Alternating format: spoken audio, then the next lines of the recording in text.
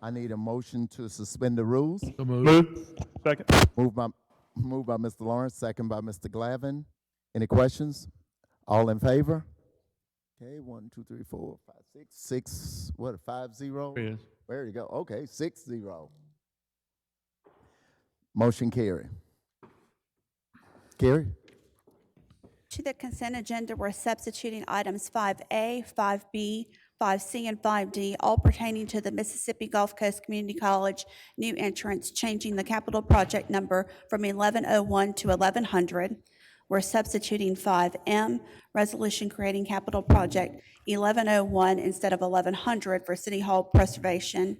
Substituting 5X, Exhibit B only for a master lease purchase for fire trucks, and adding 5GG, resolution amending resolution 8323, requesting the assistance of Harrison County in repair of Hickman Road. Move the agenda as amended. Got a motion to move the agenda as amended by Mr. Lawrence, Second. second by Mr. Glavin. Any questions? All in favor? Okay, 6-0. Motion carry. I wanted to take a moment before we get cranked up to recognize Dr. Cedric Bradley from the Mississippi Gulf Coast Junior College. Could you wave your hand there? Thank you for coming. All right, we're going to kick off with our presentation agenda, Mayor's Report. Yeah, thank you, Mr. President. I have one presentation that Frank Bardo will handle, but very short report. Frank, would you come and give us some good news as far as insurance? Maybe?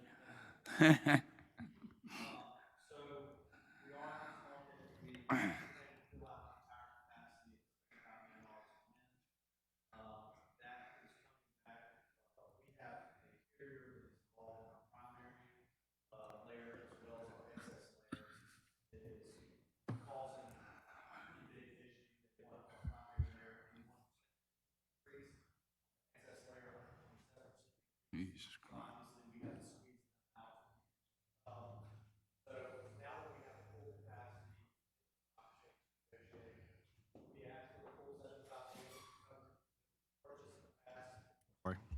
Sorry. We are now starting to look at lowering the loss limit, as we've discussed in the budget meetings and the last time I was here. That will give me the opportunity to start negotiating that down. As we sit today, if we had apples to apples renewal from last year, we're at about a 75% increase for all carriers. We dropped that down to $50 million loss limit. We're about 45%. To get flat, we would have to buy $25 million in wind. That's well below what the probable maximum loss is by the modeling. But our hope, as we continue to work through this, that number is going to continue to shrink. But it is, as I've told y'all several times, it's going to be a very last minute renewal. But I wanted to let y'all know where we are today, where we stand. We have full capacity. Whatever limit we want to buy, we can still purchase. That was the first hurdle to get over.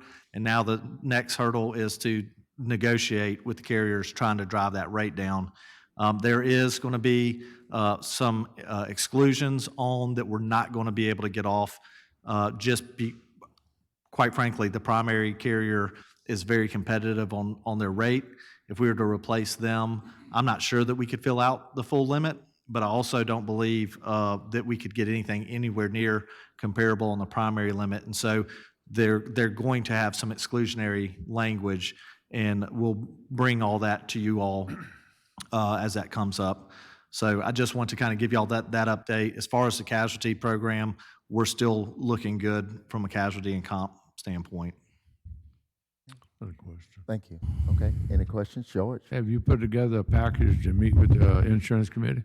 It's the moment that we hit, the moment I can replace Fidelis out of y'all's program, I will set up a meeting. Right now, it'd be a waste of y'all's time, quite frankly, until I get them replaced and thrown out of there. So, Thank you. Frank, let me ask, just from a budgetary, we're in period 6 at this point in time, and looking, what we're going to face in October, it would be fair to say plan on about 50 to 60% of what we're doing now, even after we, I think Jason, the metrics and so forth. And I think a 35% is my goal is to get it between 30 and 35%. And I know as you talk to some of the mayors across the coast, I talked to a mayor the other day You know, they had a 179% increase. Biloxi is not going to see a 179% increase. That's not, we're already well below that. And I do believe we have the capacity and the relationships in the marketplace. Biloxi's always been a participant in London. That relationship in London is going to be very helpful in this renewal. And that is good news. Yes, sir. So thank you, Frank. Appreciate it. Okay, any other questions by the council members? Okay, thank you, Mr. Thanks, Bordeaux. Frank. You all. Appreciate you. And that concludes my report. Thank you, Mayor. Okay, we're gonna move on down, no departmental reports. We're gonna move on down to Excuse the me. council report. Mr. Lawrence? Me, my bad, my bad. He's Oh, bad, he's okay, bad. go ahead. He's not finished. Oh, you're not finished. My bad, I forgot about proclamation.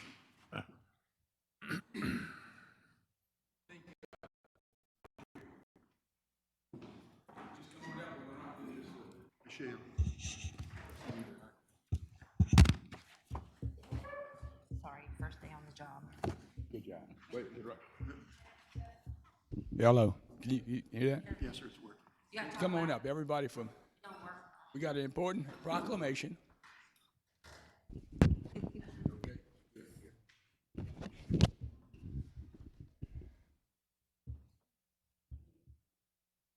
I'm gonna read it to you, and then we're gonna let you, how you doing? All right, this proclamation for the city of Biloxi. Whereas more than 47,000 children and adults in Mississippi have an intellectual or developmental disability.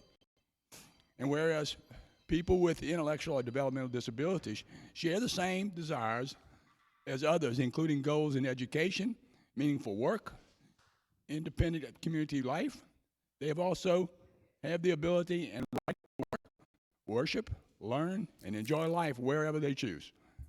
Whereas people with intellectual or developmental disabilities deserve the total support, respect, and acceptance of all citizens of our state and our city. Whereas all citizens are encouraged to recognize the unique strengths and contributions of people with intellectual or developmental disabilities, and that they enrich the state and city and make it a better place to live for everyone. Now, therefore, I, Andrew Fofo Gillage, Mayor of Biloxi, do hereby proclaim the month of March 2023 as Disabilities Awareness Month. So, everybody congratulate.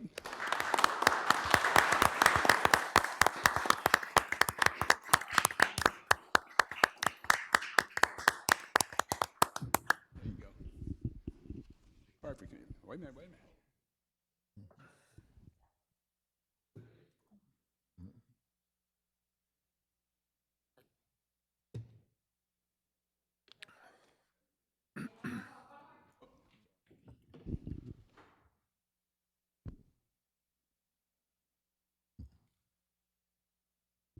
Thank you. Thank you very much. That concludes my report. Thank you, Mayor. Okay, we're gonna go back and take another shot at council report. Ms. Lawrence? One more time. Huh? We have the Oyster Festival set up March the 25th down on the Point Pavilion. I think y'all worked on getting the lights straightened up, cleaned up, fixed up some 5 light poles that were down. They said they cut up the wires and cleaned it up a little bit anyway. So that's all this weekend. It's gonna be a big event. It's gonna be a good thing. And I asked y'all last week, y'all said y'all get me a report on the court. Did y'all put that together for me? On where we at with, We're putting it together, it's not done yet. I appreciate that. Looking for that too. A couple of things last week. Last week we asked you about the overlay on the short-term rentals, and you said you're gonna look at that. You want to look at a different couple of towns. I just think that's something we ought to put on hold until you find out the information you need. Because like the block they turned in, I know it's not official, but the one that Golden Nugget owned, they turned that block in the short-term rental. It was all RS5. So I don't know what you accomplished doing a short-term rental overlay district. It kind of reminded me of what we did with the RM20s and RM30s. It created more problems than it solved. So that's why you just need to look at, instead of taking blocks and just turning empty lots into short-term rentals, I just don't see the purpose of that. So that's something I need for you to look at and let us know that we ought to go forward or not with that. I just think it's not a good thing for the people that actually own the property. Yeah, as I mentioned, we're reaching out to a couple other cities, Galveston being one of them, and seeing what parameters and metrics they use in order to say this is where it needs to be. So we're in the middle of that right now. No. What else do we have? Anything else?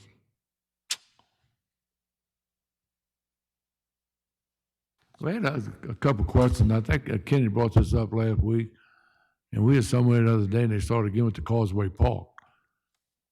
What's going on with the Causeway Park? That they're not rebuilding it, or they're not doing something right? What is the problem? I know that's your baby, Leonard. So what's the problem? He What was upset. exactly are you referring to, Councilman? Are you talking about the fishing pier that fell over 2 years ago, or are you talking about the one that fell over during the Hurricane Zeta? This guy at the senior games Friday night was been out of shape completely, right, Paul? Yep. I mean, he said, there's something wrong with the Causeway Park. You're not fixing it. You're not doing about it. So I said, I'll never meet Tuesday. We'll ask Mike Leonard, because that's what he does. So he's just complaining about the whole park itself. We have a titlage request pending at the legislature to demolish and to haul away the parts of the pier that are damaged. And the other one, which is the small fishing pier that's on the west side of the Causeway Park, is out to bid. Okay. That's something that we can make, next time we talk to him, we'll tell him. So we'll do some more of these senior games. I know you couldn't make it Friday night, but there was 700 some people involved in the senior games, and 200 played pickleball. One of these days, you're gonna get that in your head and take care of the pickleball. And people, that's a big thing going on right now, so that's a good thing. Let's see, Looking to see if Pickleball Tom was still here. that's it. Thank you, Mr. Lawrence. Mr. Newman?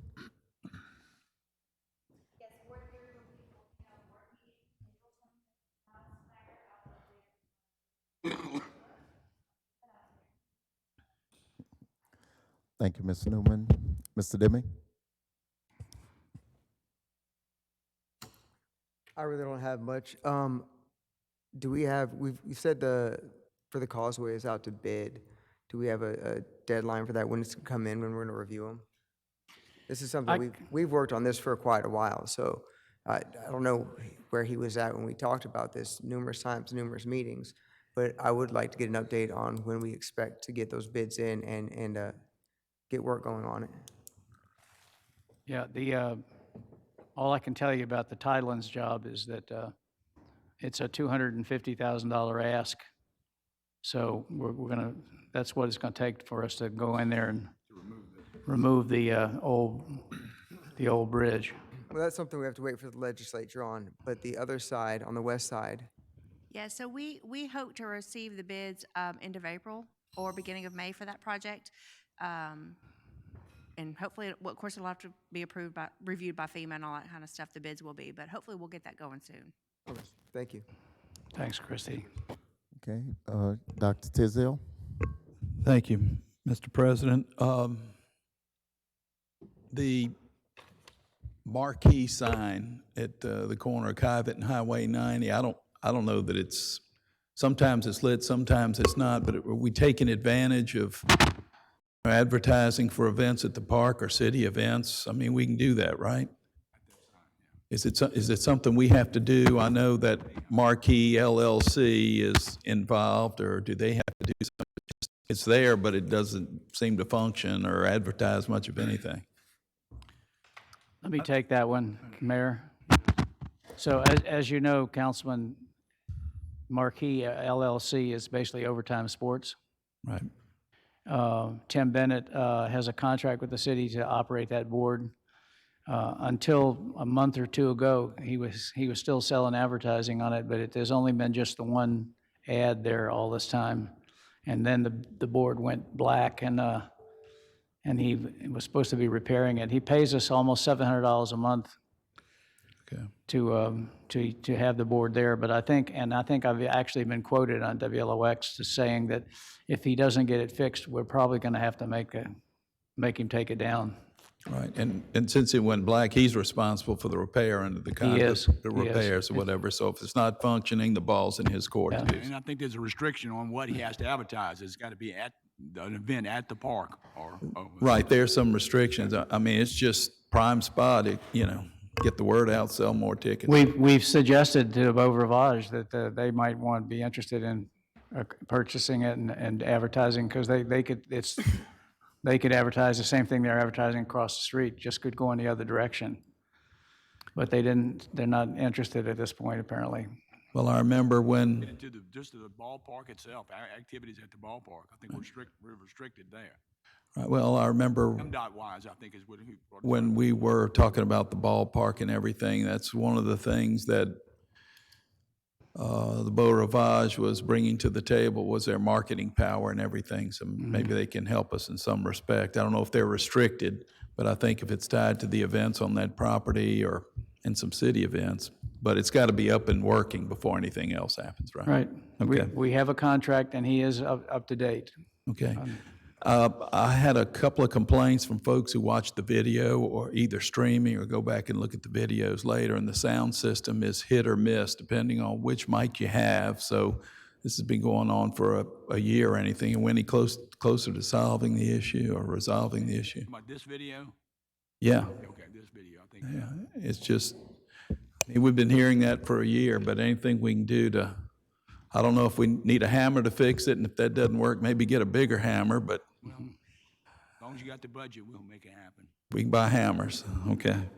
The historic oak, I don't know if Ms. Bell is here, but we had, I think Len Moran Electric was relighting that historic oak. I think we spent $2,800 to do that. And it's at Edgewater Park, just off Edgewater. Huge historic oaks, beautiful. It was lit up for about 2 weeks, and there was one light that wasn't lit up, and then everything went dark, and that's been a number of months ago. But we paid to have the work done, and it lasted 2 weeks. So something's funky that needs to be adjusted, fixed, replaced, something. I don't know who does that. I'm just bringing it to somebody's attention. First time hearing about it, we'll follow up. Okay, thank you. I have a ward meeting scheduled for Wednesday, March 29th. That's Wednesday of next week. That's at 5:30 at the Snyder Center. It's open to the public for whoever wants to attend. I do want to thank Dr. Bradley from Mississippi Gulf Coast Community College. He did have a meeting for the residents in related to the new access road and the signalization at that intersection, and I want to thank him again for taking the time to do that, he and his staff. That concludes my comments. Thank you. Thank you, Dr. Zell. Mr. Glavin? Thank you, Mr. President. Got a few things. I want to kick it off by just saying how great it was to see Mississippi State come in for a couple games and take care of business and entertain all the state fans and baseball fans and fill that stadium up to a sold-out audience. They also immediately after the game, I understand, inked next year. So they'll be back same time frame next year. That leads me to Biloxi Youth Baseball, which had scheduled their opening ceremonies. Councilman Lawrence and I have been attending those for as long as I can remember. But they kind of had a little rain the day before, and they had to cancel the opening ceremonies because of the muddy conditions and poor conditions at the field. They rescheduled pictures. Opening day, we usually take pictures with all the different age groups. They did reschedule that. Councilman Barrett attended the picture taking ceremonies, and so we were at least able to salvage it. But more the reason that we made a decision to invest in Sportsplex, and hopefully in the future, despite the rain, we can, like our sister cities, D'Iberville, Ocean Springs, Pascagoula, Gulfport, that opening ceremonies can still continue on despite if we have a little rain. So I look forward to that. I'd like to thank Connie Rocco for her support On the agenda today is a revision of the Hickman Road paving project. We already cleaned out some of the ditches and improved the drainage, and it did drain a lot better during this recent rain event. But I'm excited to get this on the agenda. This is actually the last day that we can get this on the agenda, so it'll be on the supervisor's agenda to get this done in their fiscal year. So it's much needed on Hickman and the surrounding area. Appreciate Mike helping resolve a problem with the replacement of a telephone pole at Kimbrough. Kind of resolved what was going on there. We have an issue in Malpas Landing. There was some development. I believe I reported that, Mike, that there was a ditch that was covered up, and we may need to clean out a ditch there because it's impeding the drainage out in the Malpas Landing area. The engineering tried to go to see him yesterday. He wasn't home. They made an appointment today and have been there. We don't have the report yet. We've got an issue there. There's a ditch and there's an easement, a drainage easement, as well as an overhead electrical easement. And the property that he backs up to supposedly has leveled out the ditch, so the water's not running away. It's gonna be interesting because we've got fences and so forth to deal with. So by the next meeting, we'll have a report. Engineering will tell us how to fix it. I just want to note the prompt Yep. response of the city and the departments for responding to that. I really appreciate the promptness. There's also an inquiry, a new residence is moving in the Wells Ferry area on Rue Sanchez. They had a question about water and sewer service there. I told them I didn't know that. Somebody at the water department gave them my number, and I just told them Right. I'd try to run that up the poll and see if we can get an answer. The answer is no water, no sewer Okay? at that location at this time. So they would have to build their own well, and is that how they would go? They'd build their own well if we don't have any water or sewer? How they tie into water and sewer services? Nathan Barrett is nodding next door to you. He's Okay. just been through There this. is water and sewer, but that's through HCUA there. It's not, it was a deal with the Iberville, and it's HCUA, and it's pumped over to the east on whatever that road is that cuts on the west side of, like by Zaxby's and goes north. There's a pump station. It's all pumped that way. They're not, I'm almost positive they're not on septic tanks there. No, there's no water or sewer available in that neighborhood currently. So I don't know this resident, I don't know their timeline on when they're building, but if they're building right now, it ain't gonna happen. So there's land available to purchase to build a home, but there's no water or sewer, so they won't be able to move forward to get their building permit if there's no water or sewer. Check with HCUA and see what's the nearest connection. All right. So I need to know how to respond, so if they're going through D'Iberville or a different city, I just need to know how to I just give know them they some said advice. no water, no sewer.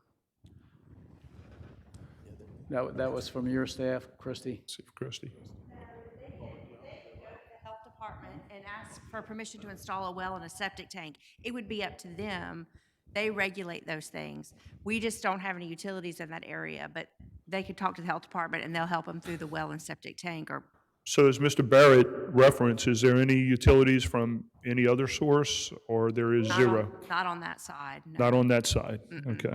He was right. They have that force main from utility authority, but they're not gonna, it's a major force main. They're not gonna let a septic tank tie in. There is a water line, a 16-inch water main that's utility authorities. They may or may not let them tie in, but that would be up to them. The force main goes to Keegan's, doesn't it? That force main, I believe, goes to that new plant in Woolmarket. I don't know, maybe not. Yeah, but it's the big force main that goes, it's pretty significant. Okay. Yeah, it Well, might be the one that goes back to D'Iberville. You might be right, Mayor, yeah. So, best start is to start with the health department and see if they can help him. all right. Thank you, Director. And the last thing I have, I haven't brought this up in a while, but on Pops Ferry Road, the lighting just past the First Baptist Church, and it kind of is near the subdivision that's over there as well, Pops Ferry Landing. It's really, really, really dark. And with the new D'Iberville Road being cut in and increased traffic, I got to believe the traffic counts are going up. Can we just take a look at that area? It's just one little stretch that's quite dark. I think it would improve the safety if we put some kind of lighting on that little stretch, just by the First Baptist Church. And sorry it took this long, but thank you, Mr. President. That concludes my report. Thank you, Mr. Glavin. Mr. Barrett? Just a couple things. Last Saturday, we had a lot of events going on downtown, and one of the things we had the Back Bay Mission had a Oscar night fundraiser at Ground Zero, and our mayor impersonated Paul McCartney, and Oh, you impersonated me. Rock the House. It was a great event. If y'all haven't attended that club yet, that's a good great event. venue. But on Thursday, we're having a ribbon cutting at 3:30 at Eagle Point Park. That park is almost complete. We have a few things left to do to wrap that project up, and that's a great turnaround from what it was when we started. And then I have a question. I went to a planning commission meeting last Thursday, and there was an agenda item for Ward 7, and it was for a rezoning request.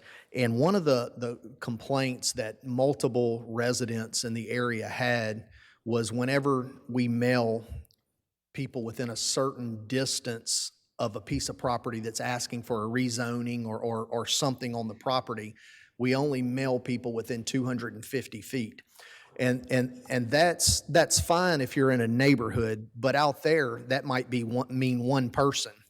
And so I was gonna see what we would have to do to rewrite that ordinance, especially for Ward 7 or certain areas of Ward 7, to where the people that live in the immediate area would be notified. And we can look at that, but if we can see what we have to do to rewrite that.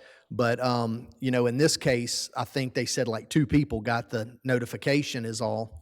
And most people don't pay attention to those little 18 by 24 inch signs when they're doing 35, 45 miles an hour down the road. So if there's a way that we could rewrite that to include, a certain street or whatever, especially in that area, look at it and see what we need to do that. That's all I have. Thank you. Thank you, Mr. Mayor. And I have a few items. I wanted to ask the administration about the Civic Center. We have a little digital board out there. Is there a timetable on getting that straightened out? The digital board out there? Or could you just get back with me on it? Civic Center, Yeah, I just kind of noticed it passing back. The digital board outside the Civic Center. We had a little small, Once on Howard Avenue. yeah, on Howard Avenue, I'm sorry. Yeah, the little digital board, just get back with me on it, the status of it, because I know we have events there, and sometimes it's hard to kind of find out. So if the marquee is there, that makes it a lot easier. Yeah. Councilman, just if I haven't shared the picture with you, stop by the Civic Center sometime to see the new dance floor. Oh, yeah. I heard about it. I got a chance to see it, but Looks a little bit like Howard Avenue right now. all right. The other thing is, like otherwise, George, Dr. Tisdale, we all went out to meet all our seniors that came in to play those games, and we had a great time, great food, and great fish. I'd like to thank all the directors who came out to support me in the Ward 2 meeting, and I also like to thank Tanner for taking all the notes and taking care of all the citizens who had things that they needed to get done. And to coming out to support me on that, what we have on the agenda today. So I'm gonna ask all my council members to support EE, the community center, the engineering part of the community center. With that being said, that concludes my report. One else? one question. Okay. Right before I came to the meeting, I had a phone call man on Bayview, want to know what he needs to do about the homeless. When they call, who are you supposed to direct them to? In his area, he said he got a lot of homeless, so I just thought I'd bring it up and find out, have him contact you, Well, the I mean, police you know, department. what do you mean about the homeless? There's a number of organizations, Biloxi, Chris, I think we went working out some solutions that will, you know, we don't have to give them, you know, but anyway, basically, we are trying to do something about the homeless is to assess it and give it not just, so if a homeless is bothering you or doing some things that's not right, there's a lot to that question. But we are having, Correct. there is, if you want to give them a little update. You just haven't called us. We have individuals that are out there on a daily basis. They have contact with the different agencies. Find out what that individual needs and get in contact with the proper agency. Yep. Thank you. That's it? Okay. Okay, that concludes the council reports. We're going to move on to number 3, our public agenda. We have a total amount of time of 45 minutes, 3 minutes per person, which will be strictly enforced. Is there anyone on my left that would like to come up and make a few comments? Anyone on my left? Yes, sir. Would you come on up? Please sign in. Give your name and your address, please, sir.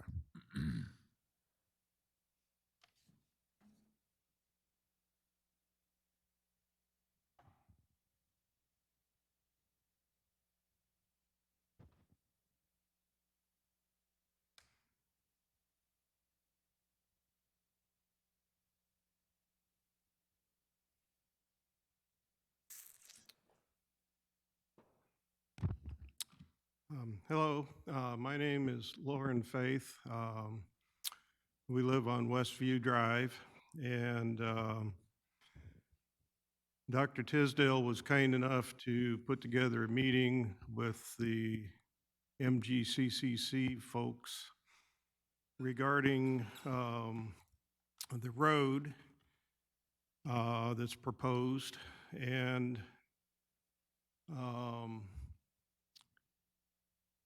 the first part of that meeting was basically a filibuster, but we did get past that.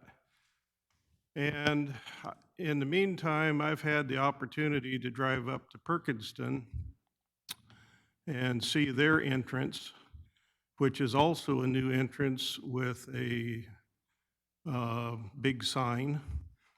And that one was done very nicely. It's on Highway 49. It's near a bridge. It is right turn only to enter. It is right turn only to exit. There is a median. There is no way from the northbound lanes of Highway 49 to enter that campus from that road. There is still the old entrance that's quite usable. Such an entrance in Biloxi would be much more favorable than what's been proposed with a stoplight that's unnecessary. The folks at Lakeview and Fairview already have trouble getting out onto Pass Road because of the stoplight at Eisenhower backs up traffic in front of their entrance. This proposed light is going to do the same thing for Eastview and Westview, and we already have trouble getting out onto Pass Road. I'm surprised somebody hasn't been killed there yet. The traffic comes from the east around the corner. If the light is green at Eisenhower, by the time they get to our entrance, they're flying. I mean, you can look and there's nobody there, and you start to pull out and they're almost on you. One of the other things that came up at that meeting with the college is that the traffic study was done, but it's outdated. It does not reflect the new businesses going into the Edgewater Square that Mr. Creel has told us about. It does not reflect the increased traffic from, I guess I would say, things getting back to normal. It was done at a time when traffic was depressed. And I guess that's all I have. Thank you, sir. Thank you for your time. Is there anyone else on my left? I'm gonna get to the back. Anyone on my right? Yeah, come on up. I'm gonna get you. Either one. Come on up. I got two of them. Come on down. He's standing up.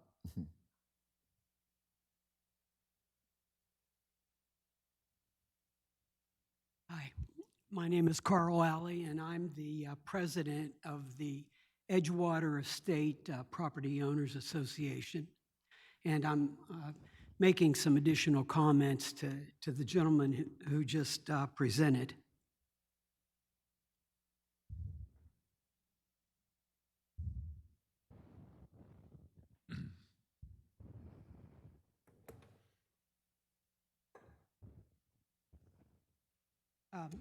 My comments have to deal with the Kiesler project that's going into the east of our three entrances.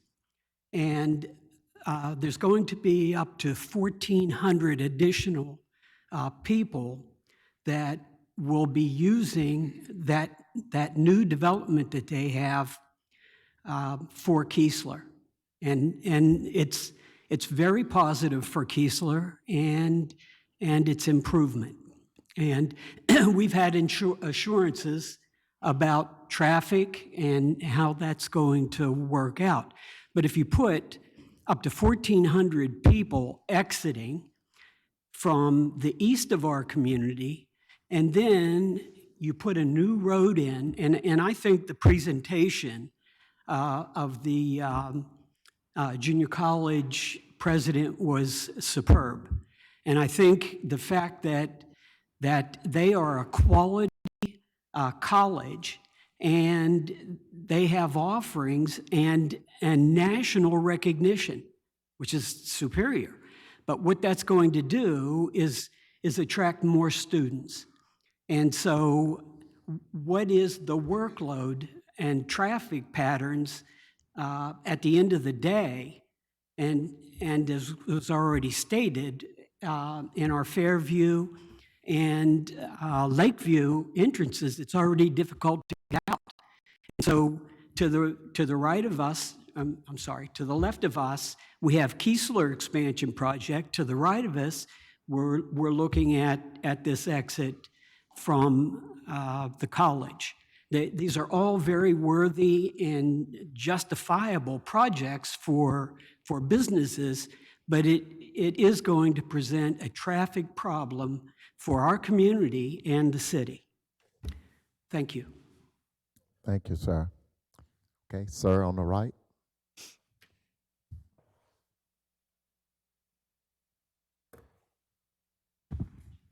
Hi, my name is Robert Wolf, and I was coming up to discuss or talk in favor of the second reading ordinances under the section of land development ordinance related to a property at 1885-87 Pass Road that I'm a developer and owner of with some partners. It is for a medicinal processing facility for medicinal cannabis.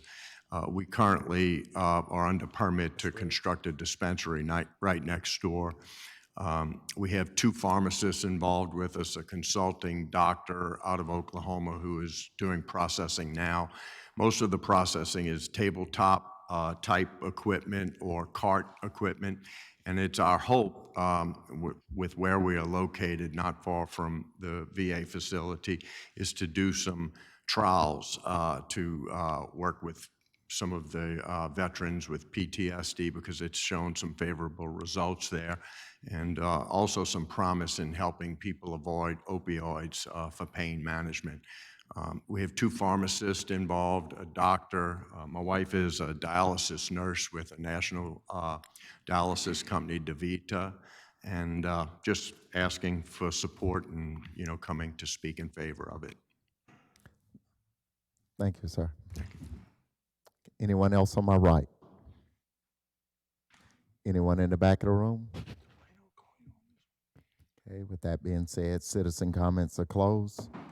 Ordinance A, carry.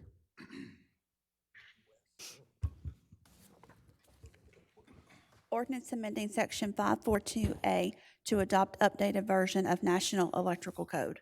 Need a motion? I'll make that motion. Okay, I'll second it. moved by Dr. Tisdale, second by Mr. Lawrence. That is the first reading. Ordinance B.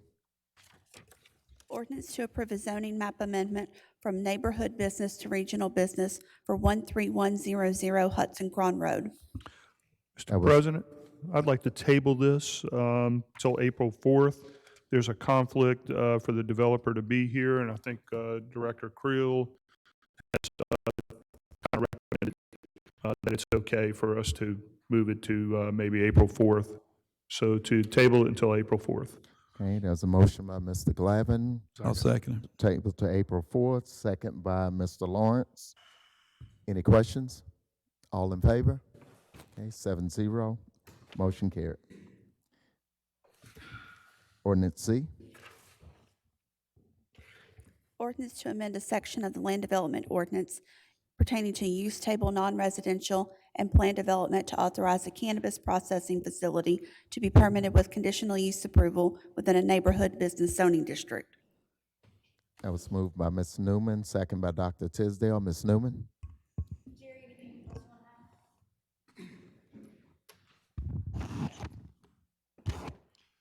What this is a recommendation for a text change that would allow a medical cannabis processing facility to be allowed in NB zoning as a conditional use. When we were putting together the original language for medical cannabis operations, the understanding was that processing facilities can be very large. But since then, we've been educated a little bit more about it and find out most of these are about the size of a kitchen in a house where they cook the gummies and put together the products that they're trying to sell.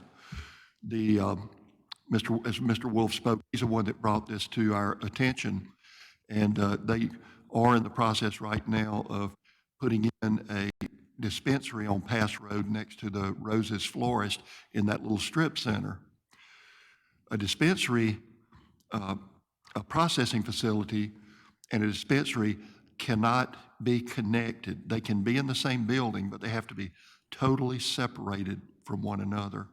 What this text change would do, if it's approved, is allow someone to operate a processing facility in NB zoning. If we do happen to get a larger facility, the fact that in NB, an application for one, the fact that it's a larger facility and it might seem out of character, the Planning Commission, the City Council would be able to approve or turn those down based on their feeling about it. Okay. Thank you. Dr. Tisdale? I have nothing to add. Thank you, Mr. Creel. Anything else from the council? Why was it omitted originally? Well, like I said, What did the state say? Didn't we go by the state laws and that? What did the state say on this case? the state allows us to take care of the zoning. In other words, that's really the only delegated authority from the state law to the city is the zoning and where we're going to allow these establishments to be and where we're not going to allow them to be. So it was our decision with this vision that these processing facilities were large facilities, that maybe they might not be appropriate in NB zoning. But we've since come to learn that most of them are very small. And so if they're a small operation in NB zoning, then it should be allowed as a conditional use, because whatever the application states about it, it's still going to have to go to Planning Commission and Council to get approval. So that was a reason that we're recommending the change to the text. So we don't allow a neighborhood business? Is that what you stating? We don't, right now, we don't allow processing in neighborhood business at all. Okay, anything else? I have a question. Okay, Mr. Barrett? So today, this particular item is not voting on Mr. Wolf's facility. All we're voting on is a text change, and then whenever he gets ready, he would come back and we would vote on it. So each one of these will be voted on individually? That's correct, yes. Okay, that's all. Okay. one other thing, Mr. President, a conditional use is still required. That's correct. Correct. So it'll come before the council, even though the text change, should it be approved as developers come in, the council still has to approve that as a conditional use. Every application in NB would come to the planning commission and to the council for consideration. Thank you. Mr. Director,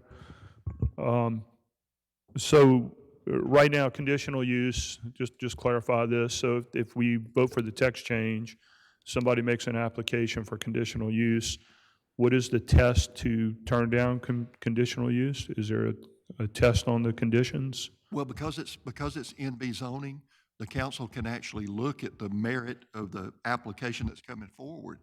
If there's a piece of property in NB zoning where they're going to put in a giant facility, then the council may not think that that's appropriate for that particular location to have one that large. But if it's a small one, which is kind of in line with neighborhood business, maybe no bigger than the size of a pharmacist, then you could consider approval. But my point is this, say it is small and they're applying for conditional use, do we have a test that we have to use? Such recently, the application, and I know it's different, but the application for a dispensary by MGM Park, we turned it down for compatibility. Right. That was the reason. Do we have to give a reason for this type of application in order to kind of cross our T's, dot our I's? No. For us to turn it down. Otherwise, if we can't prove or we can't, it may not be just our opinion, it's too big or medium-sized or small or whatever, that seems to open it up for interpretation. You can always use the other uses that are allowed as conditional use in NB to support your opinion or your vote about it. Is this consistent with other uses that are conditional use in NB zoning? Also, because they're going to be cooking in there, they still have to meet fire department requirements and everything else. I have no problem with that. I'm sorry to cut you off, but my issue is who defines whether it's small or large? Who defines that? I mean, if it isn't defined, then it's my word against you. This is a medium size, it's not large or what have you. Therefore, there is no test for that, is there? There actually is. Can I? Okay, that's what I'm trying to satisfy my In the medical question. cannabis law, there's a distinction between Tier 1 and Tier 2 processing licenses, I believe, and I'm Googling it right now, but when I was reading the law, one was like they process 2,000 pounds of dry mass or less is a Tier 1 or Tier 2, and the other is 2,000 pounds or more, and it's the other tier. So we could easily make this, if it's in a neighborhood business, the tier that's 2,000 pounds of dry mass or less, if we're concerned with the size and define it as such. Thank you, Councilman. So this, Councilman, if you allow me to maybe direct this to you as well. So it doesn't matter how big the facility is if we use that test. If they're only producing 200 pounds versus 2,000 pounds, they can build it almost as big as they want to build it to meet that test that you're describing. Right, but logic would hold know, true I'm that just- if they're going to process 200 pounds, they're not building a big facility. I'm just theoretically throwing that out there Right. so it doesn't become this issue that we create something that we didn't want to create. That's all. Anytime anytime staff makes a recommendation to the planning commission, we will put in there the considerations for the planning commission to consider when they're reviewing an application. And those kind of things would be added in that we think this is appropriate or not appropriate, and here are the reasons why. So it would be in the court reporter's documents for the council to consider. Well, can I? Excuse me, I'm sorry, but let me Go ahead. continue this as well. What other processing is happening in the building? Are there any other processes, or is in neighborhood business? In neighborhood business, what other processing do we allow in neighborhood business in that type of zoning? Do we allow any other processing? Processing is a terminology, but essentially what you're doing is cooking. Well, Jerry, can I Yeah. check? To be a true understanding of how you process this is you have, and in this case, if you're one of the tiers, it's 2,000 pounds or less, you have 1,999 pounds of marijuana brought in, and you have to convert that marijuana to crude.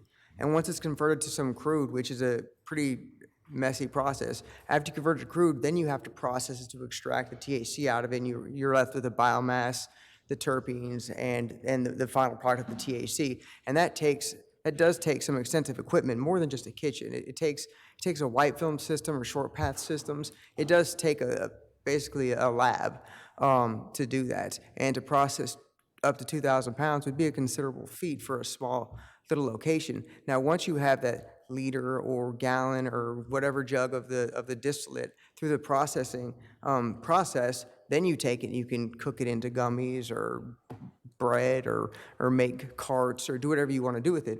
But that's the ending phase after the true processing is done. The processing is really the function of turning a dry mass, the weed, into an oil that you can then make gummies or something with. So that phase is a little more intense than just a kitchen, for 2,000 pounds at least.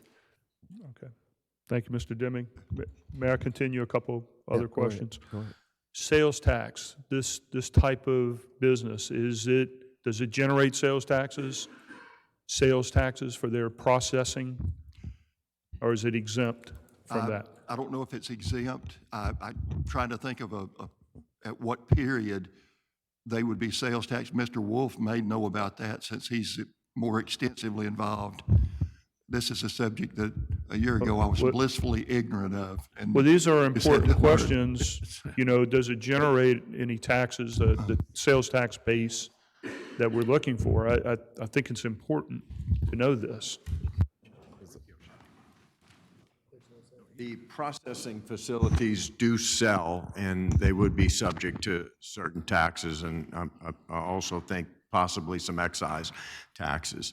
But to your point about the processing, some of the processors just buy the distillate, so we wouldn't have the heavier equipment in those cases. We can buy distillate from one processing and then do more of like cooking, and so Mr. Creel's correct in that a lot of what we're doing is similar to a restaurant in some ways.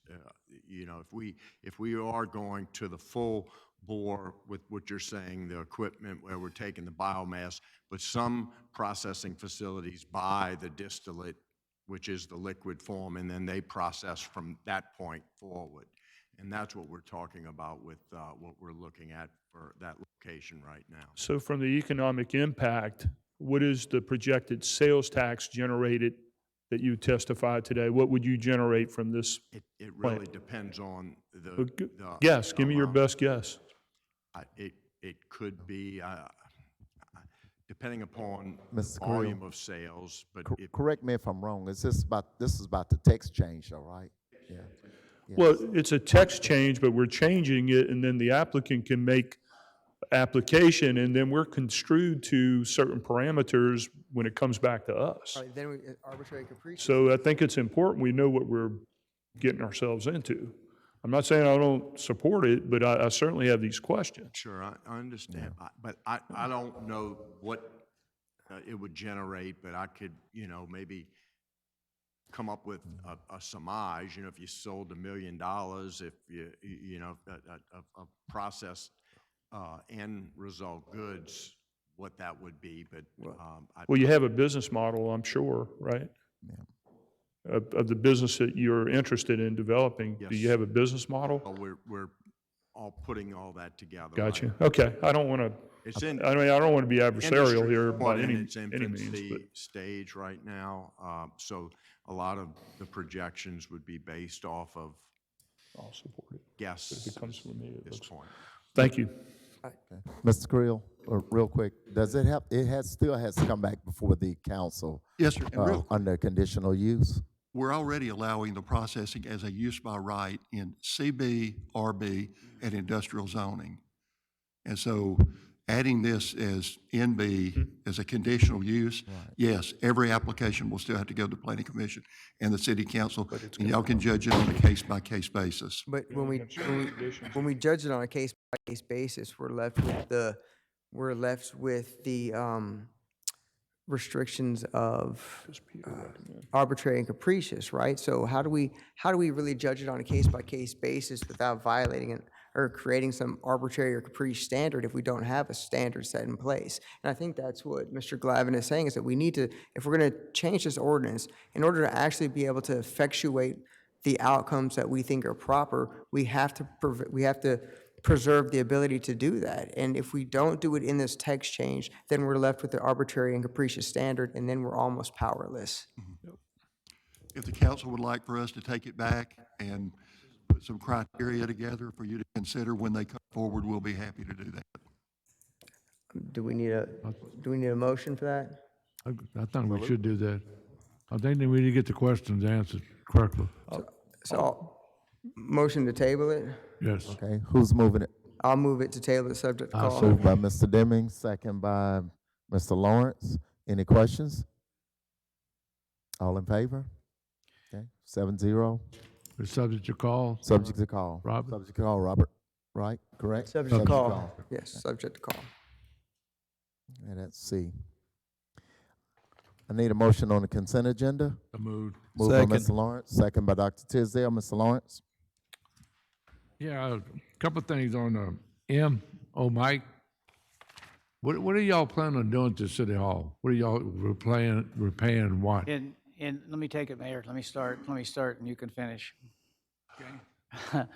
So in 2008, we submitted a grant request to refurbish City Hall. You may not have noticed, but the place has fallen apart. There are blocks of material falling off the building. The soft marble exterior has got a lot of problems. So in 2008, we asked for $700,000 from the Department of Archives and History. We did not receive that grant.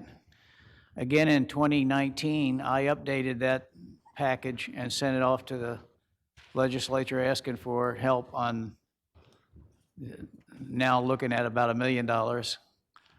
We did not receive that money. This is the round 3 now. And before we submit a request to either the Gulf Coast Restoration Fund or the Restore Act or the Archives and History, three different options, we need to update that project. So that means establishing a capital project and engaging an architect, the same one that did the 2008 study, to update his numbers and the condition assessment. I think it's a good thing. I mean, it definitely needs to be done. You want to preserve something, this is it. The old post office, it started out as a federal building, so. Let me say, we're really hamstrung on, you would think that there's some places on this building you could think you could take some bleach and fix it. Well, you can't. It's against their law.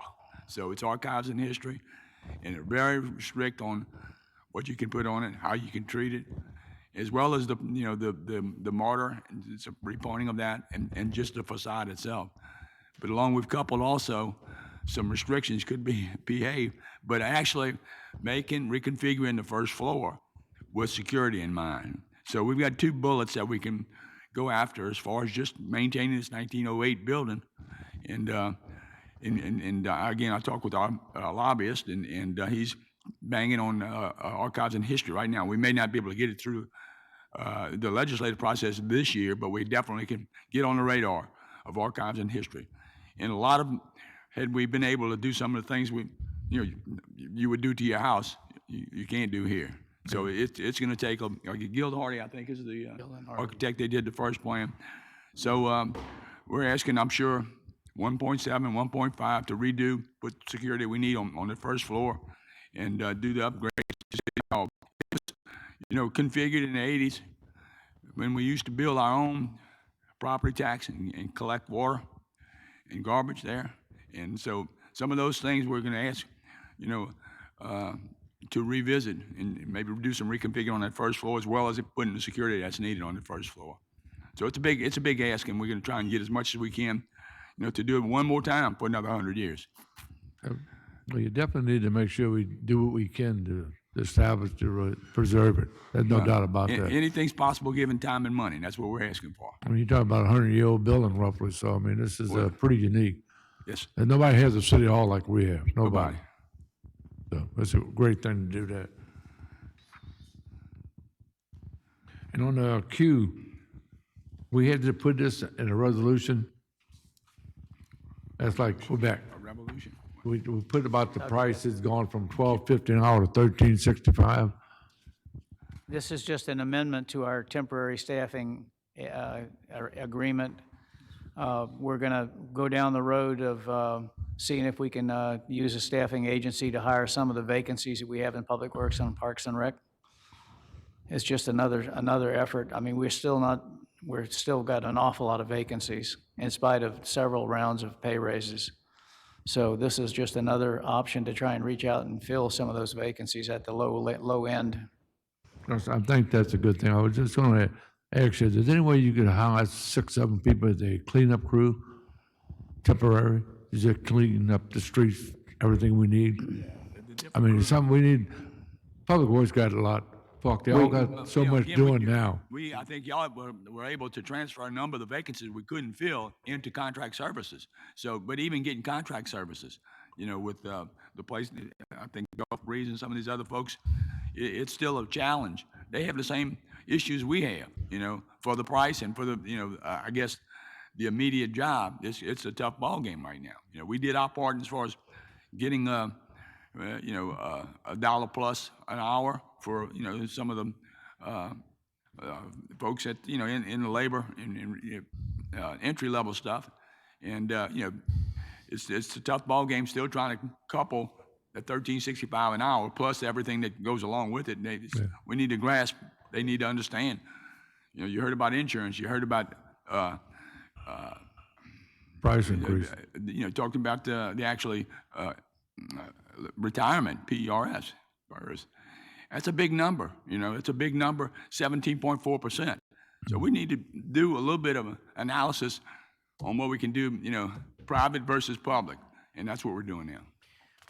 We've had good luck in the fire department and increasingly better luck in the police department with filling vacancies. The problem seems to be centered on Public Works, Parks and Rec, the low-end entry-level positions. Well, is the $13.65 not working? It's not creating enough interest? It's working. Otherwise we'd have a lot of these low entry Percentages are fill. more like 10, some of that, I think when we bumped it, their percentages were a lot more than 6%, that, pretty much the 600 people. Yeah. It was a big jump. Unless some of them have to look at the next budget. Well, we look at it right now. This is our 6th month. Hopefully, we're going to be banging. We talked about some things, insurance a little bit today. A lot of things need to be done right here. We're halfway through the year, and we don't want to have a surprise in July, and we don't want to have a surprise again in October. Let's see, on did City Hall. Walt, you here? Walt, you back there? You okay? I just want to. Walt asked me, how many millions of dollars? It was 2.2. Okay, 1.69. So when you ask it, That's covered now. Well, we got Go the home money. now, Walt. On get ahead K, of schedule. on K, the MGM Parkway, what are you putting there, a monitoring system? On K, Okay. Kilo, Marine, Kilo. Got it. All right, A $580 expense for a monitoring facility agreement with Rebel Sound Systems. and what do you monitor? Basically, So- that's a security system. Yeah, who receives that? Who receives the security? No, who receives the pictures, the monitoring part? I think it must go to the PD. Assistant Chief says he's pretty sure it comes, that rings out at the PD. It's your basic security system. Just trying to find out where it goes. It got to go somewhere, Yep. And when we, H, and we close this, Holly, this is just to close it all off? Right. Remove the street? We nominated Holly for closure. It makes it our 3rd closure now, so it will be approved for the Papa's Ferry extension. The closure agreement was signed. Council approved that. Council approved the construction agreement. And now the only thing left is we schedule them to, they've just emailed us this morning that they're scheduled the first week of April to do the closure. And because we don't have the very expensive railroad insurance, we have to engage somebody else that has that insurance. It's cheaper to pay somebody to do the work that has the insurance than for us to get the insurance. And that's what this agenda item is. It's approving a small contract with Gulf Breeze, who's also going to be working on the Main Street crossing at the same time. They will actually do the work. It's a one-day operation. Thank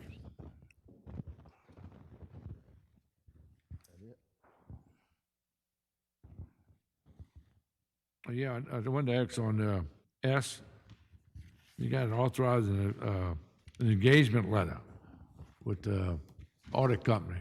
What is an engagement letter? What does that do for us? To actually execute an agreement so they can do the audit for 22. Say that again? The contract to do the audit based on 22. Yeah. Ending year. We've got a multi-year contract with AVL, and the rates are all the same. They just would like a annual engagement letter instructing them to go forward and start with the new audit. So it doesn't change any of the rates we've already agreed on. So they'll audit us again this year? Right. Follow, okay. Yeah, because they brought a lot of stuff to the table last time.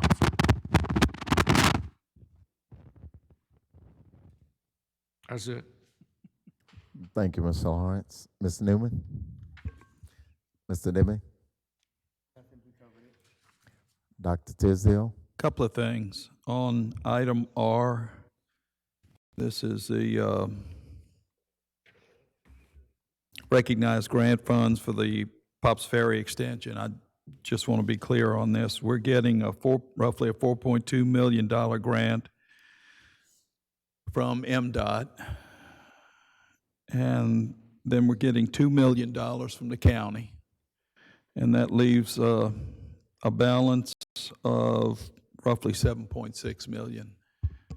Is that accurate? And that's coming out of the $14 million bonds, but that's where that $7 million, half of that bond issue is going. That accounts for all the funds. So that's about, somebody asked me about the $27 million road, and I'm thinking we just heard 17 million. Right. So it's 17 million. That's, Dollars that were spent already prior to this. The road, all in is 20 plus.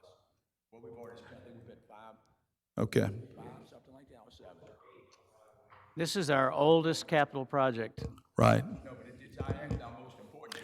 I got you. So right, that's just not for construction of the road, that's acquiring the property and all that other good stuff. The engineering, all that stuff. This, what we've got working from the legislature and GRPC and some of these other ones, that whole $7 million that we pushed up on the table will come back to us once we get these reimbursements as they come in. So that'll free back into the pool for the GOB 22 from bond.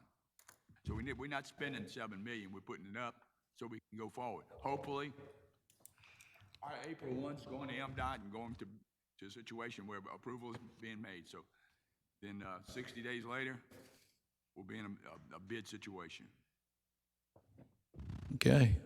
No longer perplexed. Not perplexed either. There you go. On item X, I just caught something in there. This is 1.7 million for the 3 pumper trucks, the 7 years at 4%, 280,000 roughly a year. And it mentions in there the city anticipates to issue not more than $10 million of tax-exempt obligations during this calendar year. So is there a bond proposal going to come before us? That in order for the loan to be bank qualified, we have to stay under 10 million for the year, for the calendar year, and we will. That's a statement that we will be under 10 million. Okay, so we're not looking at a new bond issue here coming before us for 10 million. That is to meet what you just said, what you just stated. Is that the requirement? Is that correct? That's just a requirement. Okay. Threshold. Okay. Thank you. The other thing on items A, B, C, and D, I'm just not convinced at this time of the need for an access road. I certainly support the college and their mission. But I would note, just in looking through the traffic study, the student enrollment is down quite a bit in the past 10 years. The study's several years old. I could understand why they would want to do it. I just I can't support this need for the moment. So that's items A, B, C, and D. Thank you. Mr. Glavin.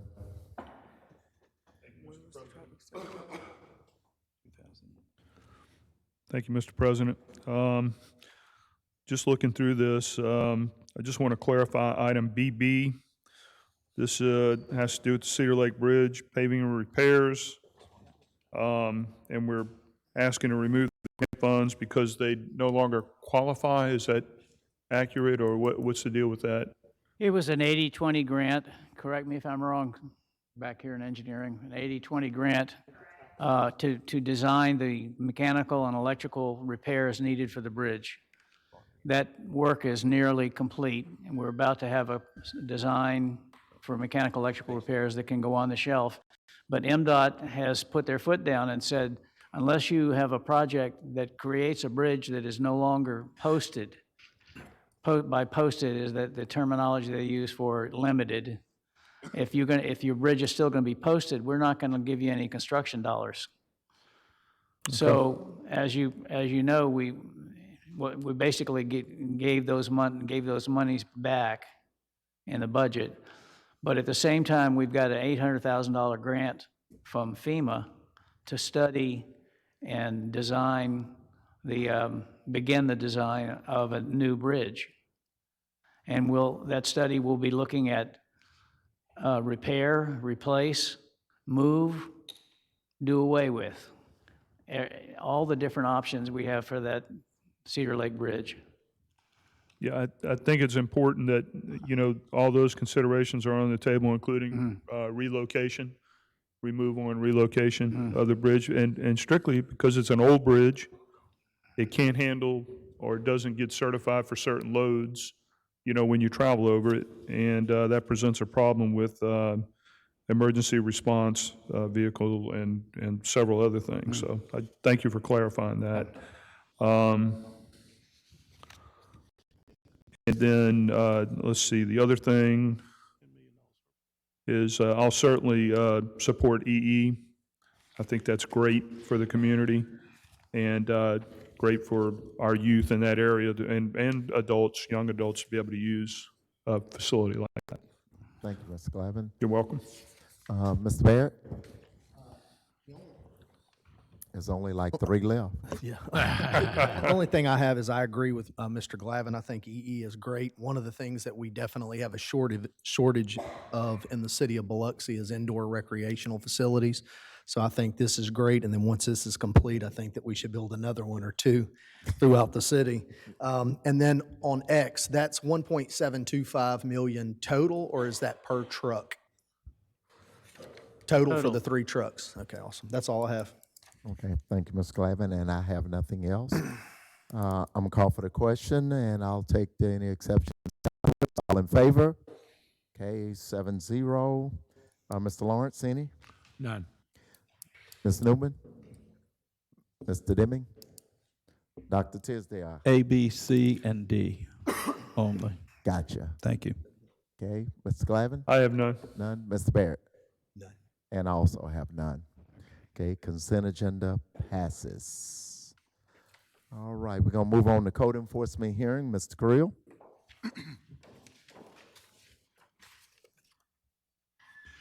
Item A on the agenda, Robin M. Bond, 12686 Lorraine Road. This property is still in violation. I talked with the owner and her sister yesterday, and they asked for 30 days. There are some trailers on this property, some mobile homes. They've removed one. They're in the process of selling 3, and they know that one has to be torn down. This is the old mobile home park next to Colville Grocery. So I would ask the council for 30 days. I move 30 days. Okay, Mr. Lawrence move for 30 days. Second. Second by Dr. Tisdale. All in favor? It's 6-0, motion carried. Okay. Item B, Angela LaSheria, 263 Nichols Drive. This property is still in violation.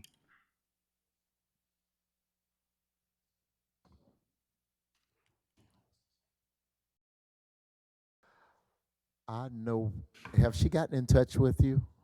Not with me, no. Okay. The vehicles are inoperable and the grass the lot's overgrown. It's a vacant lot. But, Give them a chance, 30 days to contact the mother. okay. Second that. I'll motion at the second by Mr. Lawrence. Any questions? All in favor? Okay, 6-0, motion carries. Okay. ET Properties LLC, 1891 Pops Ferry Road. I spoke with the owner this morning, and they have cleaned up a great deal of the property. We did verify that. There are still 3 lots there, 2 vacant lots and 1 with a mobile home on it, and they've agreed that if we give them 30 days, they'll clean those 2 lots up and demolish the mobile home that's in such bad shape. Move for 30 days by Mr. Lawrence. I'll second it. Any questions? All in favor? Okay, 6-0, motion carries. Okay. Matthew Trinkhouse, 655 Michelle Drive. This property is still in violation.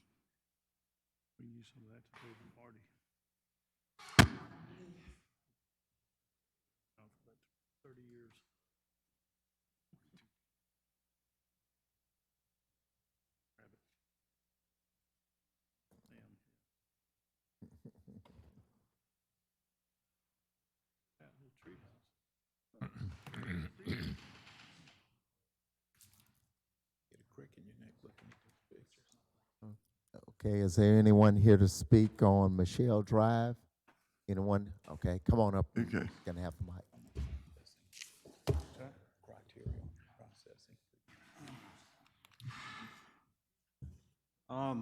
I applied for a permit, and I found out yesterday that my permit was denied. I was expecting to hear something back a while back. I have no idea why the permit was turned down for the shed. Vehicles all have tags that are up to date, and the white vehicle is my roommate's vehicle, and he's intending on selling it. And as far as the truck of mine that's inoperable at the moment, I'm trying to find a motor for it.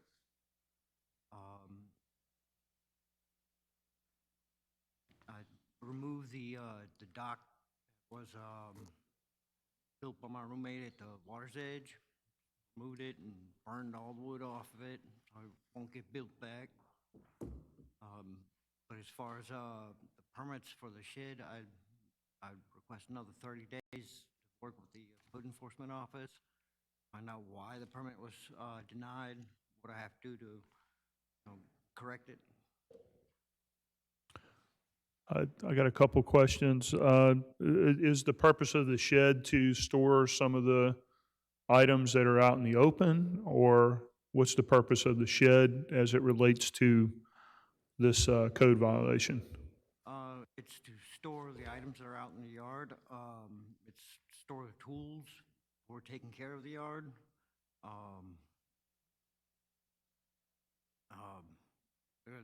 Okay. Storage. Mr. Creel, I got a question. We gave a 30-day extension. Has there been a significant effort to correct some of the issues? No, sir. The original citation that was written dealt with, if you look in your packet, it shows that one of the things was working without a permit. What happened is Mr. Trinkhouse collects scrap wood, small pieces of wood, and he built 2 sheds on the property without a permit. I sent my inspectors out there to review it to see if it even remotely met the code. Neither one meet the building code. The spans are too far. And the ordinance says that any structure built in the city has to be built to withstand winds of 150 miles an hour. Essentially what's happened is that, as you saw from the pictures, he's put the stuff up in a pile and covered it up with some other things, but no, there has not been significant improvement to the property.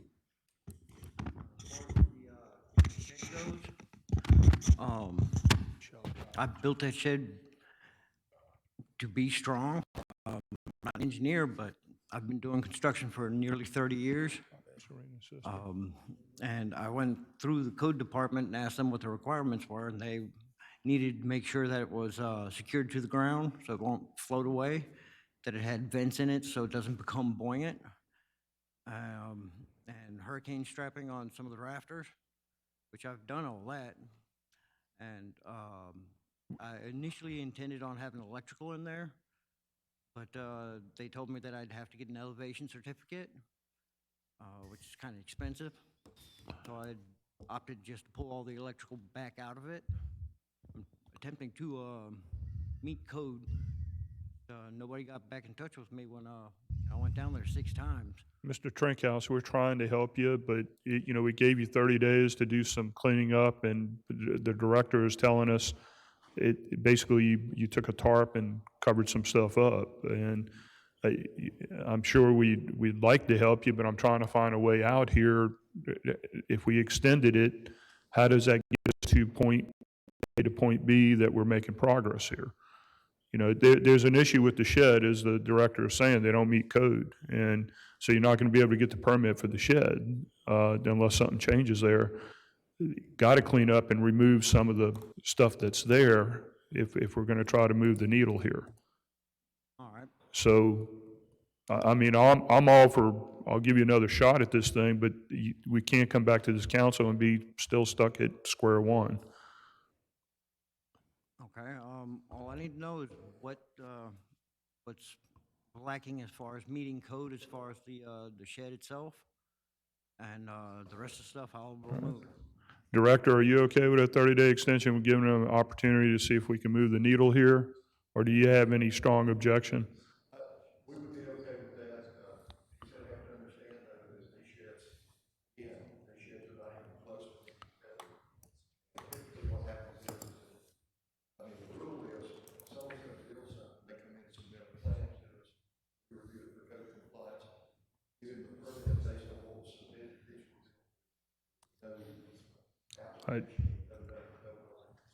I'd suggest I'll make a motion that we give 30 days and that he get with the director or code enforcement to see if we can get this resolved. Got a motion on the table by I'll second Mr. it. Glavin, second by Dr. Tisdale. Any questions? All in favor? Okay, 30 days. That concludes the code enforcement. We're gonna move on to routine agenda. I need a motion on the routine agenda. Moved by Mr. Lawrence, second by Second. Dr. Tisdale. Hey, Walt, how many hundreds of million we brought, how many? Hundreds of million? 1.6. 1.6.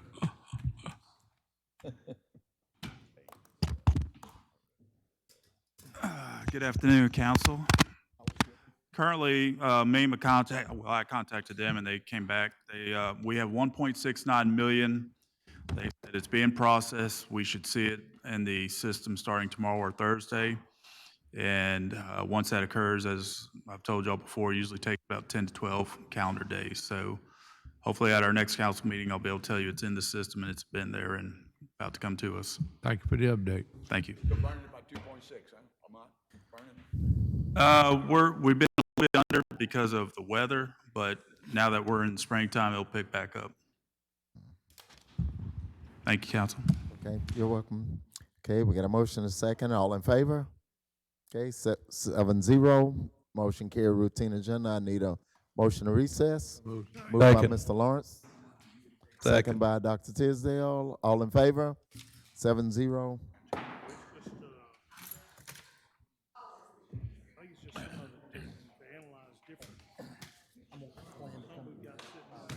Yeah, come on. We allocate some, I mean, there's ways to use it way,